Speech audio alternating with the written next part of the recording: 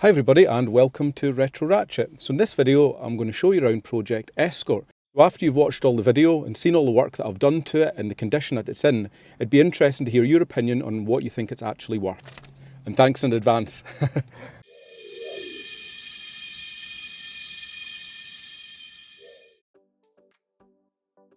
Right, so this was the first job that we undertook on the Escort. The manual carb that originally came fitted with, bought a rebuild kit for that, stripped it down, cleaned it out, replaced all the various parts.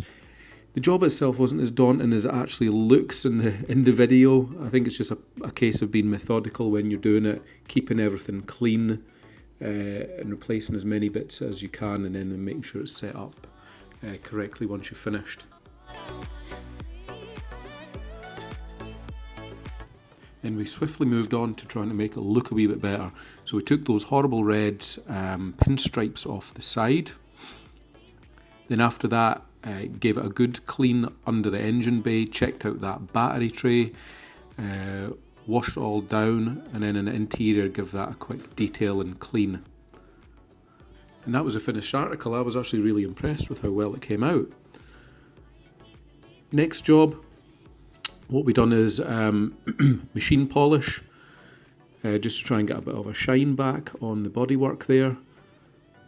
And again, I think that came up pretty well. It was just a one-stage polish that we done on that. And then I used some rubber dressing on the window surrounds and applied some trim dye onto the front and rear bumpers. And again, I think they came up pretty well. As you can see, it's quite a time-consuming job, but it's semi-permanent, so it lasts actually quite a long time, this, rather than just putting on a gel or something, you know, that'll make it look a little bit better. Then we replaced alloy wheels with some steel wheels with the correct wheel trims and put 4 new tyres on it. Then the last job was replacing those side strips with chrome ones, just to tidy that up a little bit more. And I think it came out fantastic. Next job was to replace the carburetor. I still wasn't happy with how that manual carb was running, and I was lucky enough to source an original automatic choke carb on eBay that had actually already been rebuilt. So pretty simple job to fit it. As you can see, it didn't take much time at all, and that improved the running significantly after that was fitted. Setting up the CO there, changing the air filter to get it running as good as possible. And then we're on to the hard work. So this was the rear passenger side wheel arch. There was quite a lot of rot on there, so yeah, we got dug into that. I didn't have arch replacement sections, so I just fabricated up a small repair panel at a time. As you can see, there's a wee bit corrosion there into the sill, again not significant, so I just dealt with all of that while I was in there. It was just a case of slowly building up all those pieces, closing off that inner arch section as well, and then getting a good line down there to weld onto.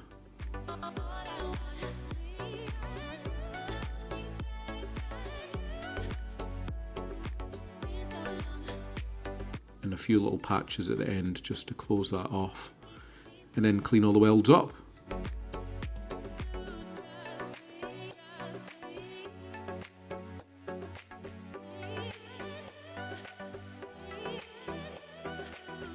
And there we have it, completed arch and primer. And pretty much the same story on the driver's side. I took the same approach, you know, just cut that lip out. On the driver's side, it seemed to have corroded round a fair bit more than the passenger side, so there was a little bit more metal working involved in that. So as you can see there was quite a big hole just on the door close section as well. And then that was it finished there, and there's cleaning up all those welds, grinding them flat and smooth. And there we have it painted, and again I think they came out spot on. And the last piece of welding was the front driver's side wing. There was a monotonous amount of blisters there, so cut them all out. And then when I got in there, I found there was also some holes on the inner sill, so I dealt with that while I was in there. Made up a replacement section, tacked that in, and then seam welded all that up, and then attached it to the sill. again, another pretty decent repair. Okay guys, what do we think of the exterior? Again, the colour's a bit Marmite, love it or hate it. I think it quite suits it. I've seen a few modern cars in this colour as well. But let's look at condition to start with. Bonnet. Bonnet's in great condition. No blisters or anything on the front of that bonnet lip there. The bumpers, I did do some renovation on them.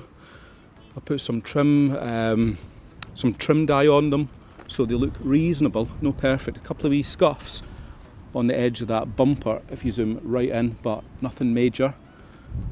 Front wing, pretty decent. This wasn't the one I welded, that was the driver's side. Tiny wee bit of surface rust there, you can see it just staining it. And then that sill, you can see these in some of the other videos when I get under the car, how good they actually are. But yeah, that sill's totally solid. And again, passenger's door, all good condition. What I would say for the actual paint quality itself, you know, the paint isn't show condition. I think it's had a few little paint jobs in the past, and I've just used a rattle can there for those wheel arch repairs. Probably won't be able to make it out in this light. Again, it's not perfect, but the repair itself was spot on and it's absolutely solid now. And then moving around to the back, boot lid. Again, there's no real major rust on the car. View down the driver's side. A wee bit of blistering starting there. I'd welded up to not quite halfway up. So you can see that was all replaced there, that's all solid, as you would expect. Tiny wee blister coming through there on the bottom of the door. And the sills again, solid. And that was the wing that I'd done the welding on at the bottom, so we've got a video on that. Oh yeah, and there was the door mouldings. I put new inserts on these. So sorry about the colour of it today, but you just can't keep them clean when it's like this.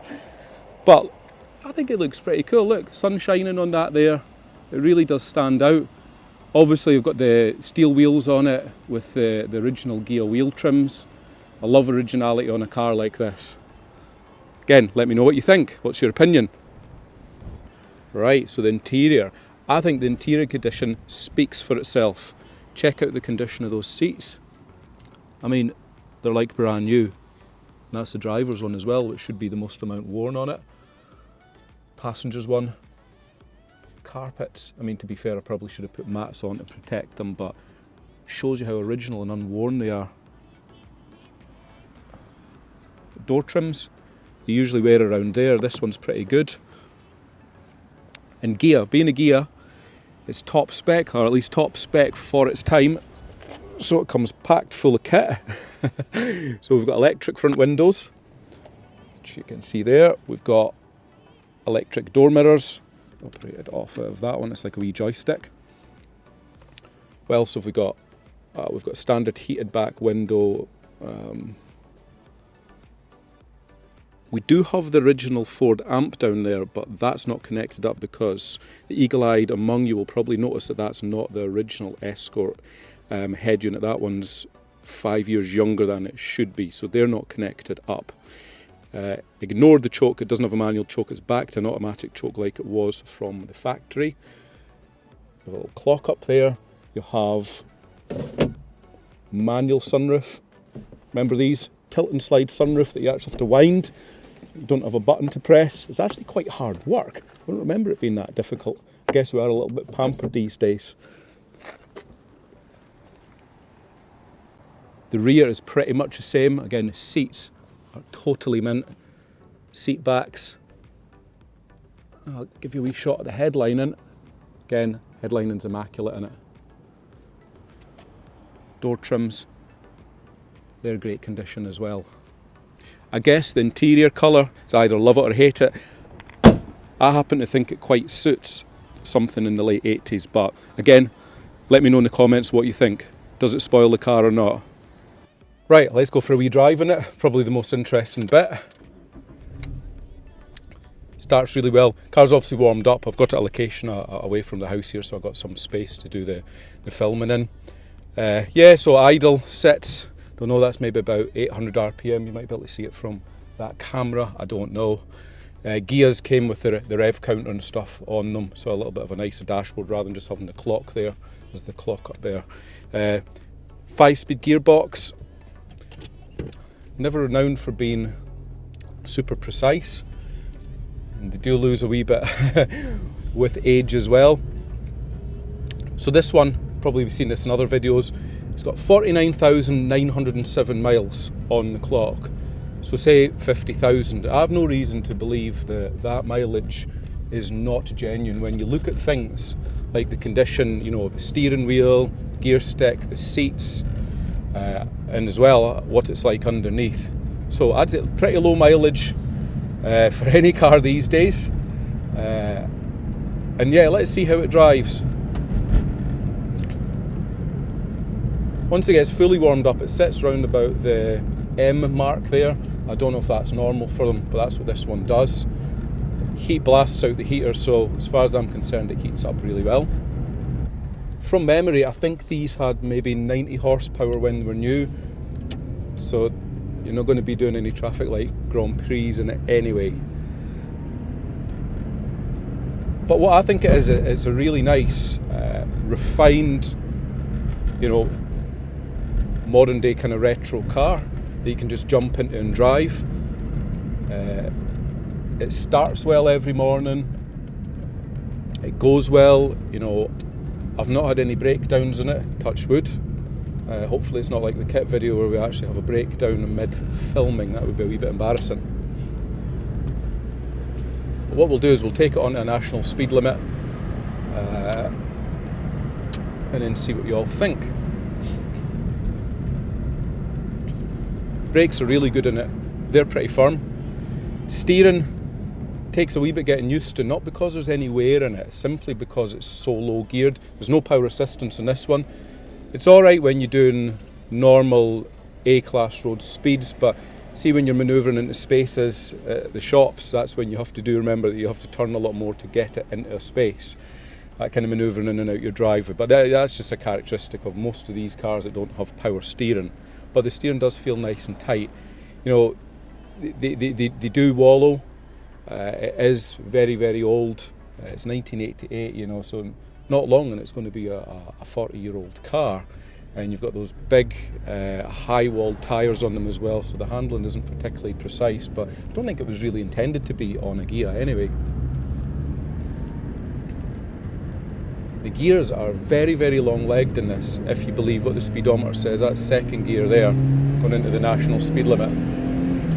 And it pulls cleanly. There's no misfires or anything. And then up to 70. So it's very, very long-legged.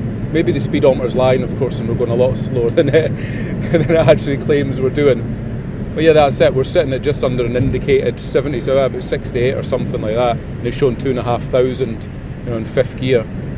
And it's super comfy. You know, if I close that window, I'll maybe cut out a wee bit of the noise. But yeah, it's a really, really refined cruiser, in my opinion. Not the kind of thing you would take out blasting on B roads to get a thrill, but certainly these kind of roads, you know, I think it's great on. In terms of electrics, central locking works fine, heaters work fine, wipers as you've just seen, electric windows work. Passenger one is really slow when it's going down, and the way back up it's a lot better, so I think that maybe just needs a bit of lubrication or something like that. It's never bothered me that much, so I've never really got into doing that job. I've just left that can be something for the next owner to do. But you see what I mean, it pulls away lovely and smooth and refined, very relaxed driving it. But then again, these were the staple family cars of the 80s. Everybody bought them. They were super popular probably for that reason, because they were really easy to live with. Do a wee second gear pull here. Ready?